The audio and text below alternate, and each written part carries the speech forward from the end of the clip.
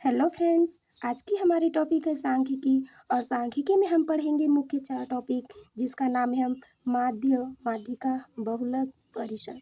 परिसर को हम परास भी बोलते हैं। और देखिए, आइए हम सबका फार्मूला जान लेते हैं।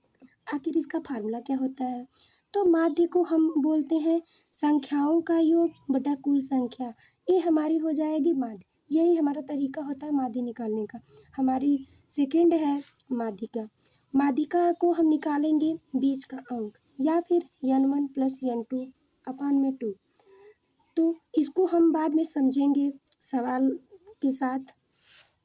और हमारा तीसरा है बहुलक। बहुलक को हम कैसे ज्ञात करते हैं?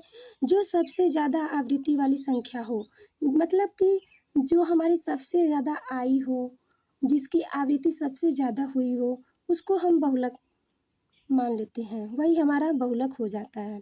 और परिसर, सबसे बड़ी संख्या माइनस सबसे छोटी संख्या। सबसे बड़ी संख्या में से हम छोटी संख्या को घटा देते हैं तो हमारा परिसर निकल जाता है। तो फ्रेंड्स, आइए हम उदाहरण के साथ समझ लेते हैं। तो फ्रेंड्स, हम समझेंगे माध्य। माध्य में हमारा क्वेश्चन है 1, 3, 7, 5, 11, 2, 6 का माध्य निकालिए।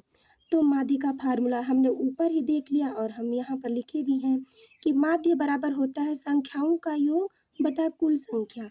तो हम संख्याओं का योग बटा कुल संख्या करके हम माध्य निकाल लेंगे। तो फ्रेंड्स, आइए निकालते हैं। 1 + 3 + 7 + 5 + 11 + 2 + 6 अपान में 1, 2, 3, 4, 5, 6, 7 7 है। बटा में हम कुल संख्या जो है वो हमारी 7 है, हम यहाँ पर लिख लेंगे। अब इसको हम जोड़ देंगे। 1, 3, 4, 7, 11, 11, 5, 16, 16, 11, 27, 27, 2, 29, 29, 6, 35। तो हो जाएगा हमारा 35/7। तो 7 बचे 35। तो यहाँ से हमारा माध्य निकल कर आया 5 और यही हमारा आंसर हो जाएगा। तो फ्रेंड्स, बढ़ते हैं आगे और हम एक सेकेंड इसका क्वेश्चन देख लेते हैं। देखिए, 9, 11, 15, 22, k+3, 4 का माध्य 10 है। इसमें माध्य हमको दे दिया है, तो k का मान ज्ञात कीजिए। तो हमारा फार्मूला होता है माध्य बराबर संख्याओं का योग बटा कुल संख्या। तो फ्रेंड्स, आइए हम इसको सॉल्व कर लेते हैं। तो हमारा इसमें दिया है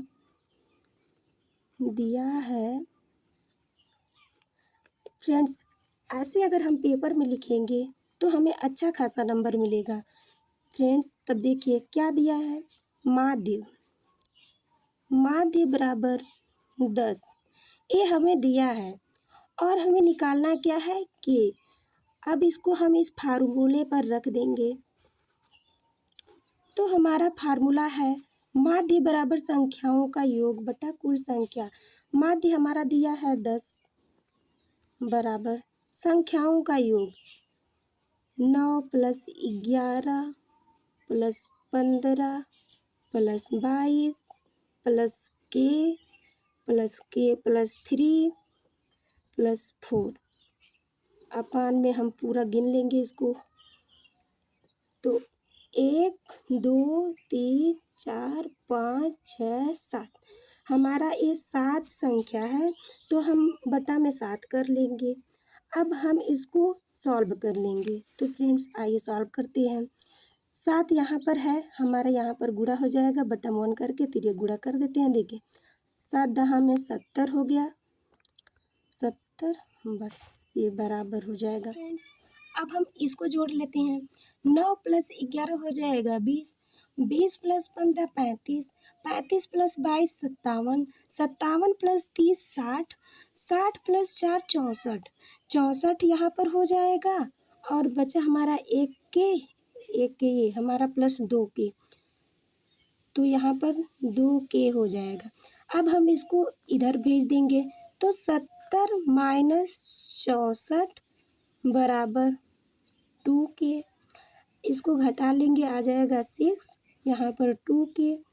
अब 2 से हम काट देंगे, 2 3 6।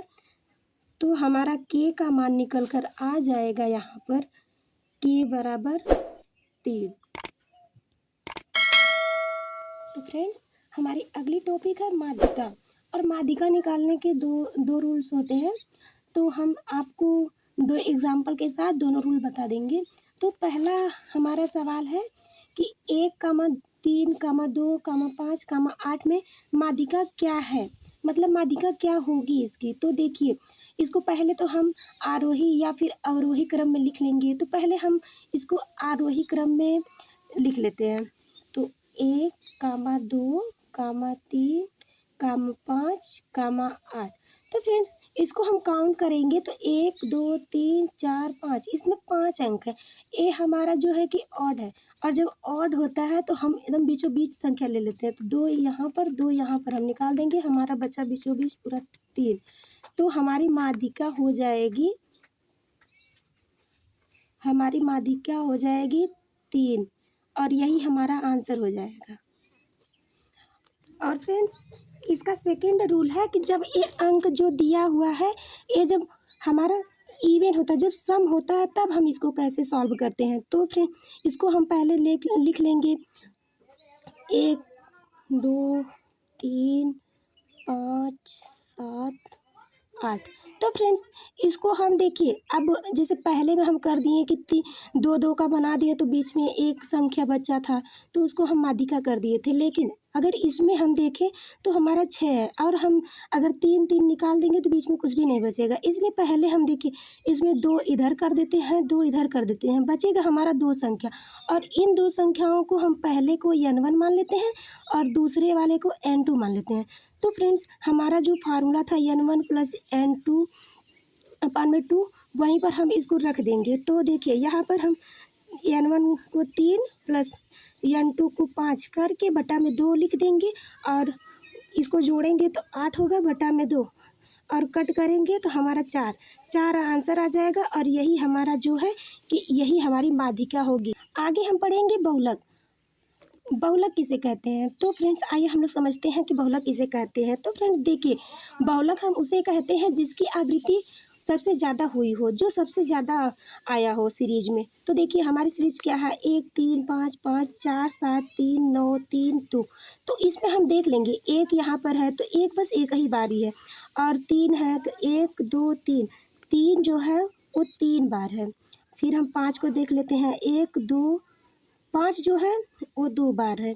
फिर हम देख लेते हैं 4 को, तो 4 भी हमारा 1 बार है, 7 भी एक ही बार है। फिर 3 तो हम देखे थे 3 बार, 9 भी।